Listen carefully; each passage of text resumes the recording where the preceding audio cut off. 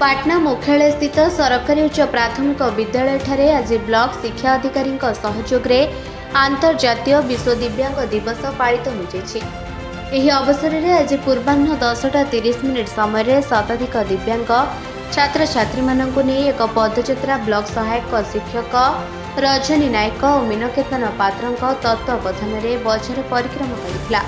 एही कार्यक्रम में ब्लॉक अतिरिक्त शिक्षा अधिकारी सचिदानंद सेठी सरकारी उच्च प्राथमिक विद्यालय प्रधान शिक्षक कमलाकांत पति क्लस्टर संयोजक ज्योतिर्मय त्रिपाठी कुणाल पंडा रंजन सेठी लिप्टन साहू और ब्लॉक समस्त स्वच्छासेवी माने जोग देथिले। एठारे दिव्यांग छात्र छात्री मानक नहीं नृत्य संगीत म्यूजिक चेयर इत्यादि प्रतियोगिता मान अनुष्ठित होता।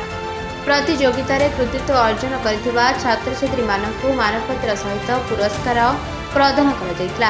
पुरस्कार वितरण उत्सव में मुख्य अतिथि भाव पाटना गोष्ठी शिक्षा अधिकारी पूर्णचंद्र अमात सम्मानित अतिथि भाव कमलाकांत पति ज्योतिर्मय त्रिपाठी प्रमुख जोग देथिले। कार्यक्रम को कुणाल पंडा संयोजना करथिले। एही कार्यक्रम को विद्यालय अन्य समस्त शिक्षक शिक्षयित्री परिचालना करिबारे सहयोग करथिले। केन्दुझर दशरथ बारिकଙ୍କ रिपोर्ट निरपेक्ष न्यूज।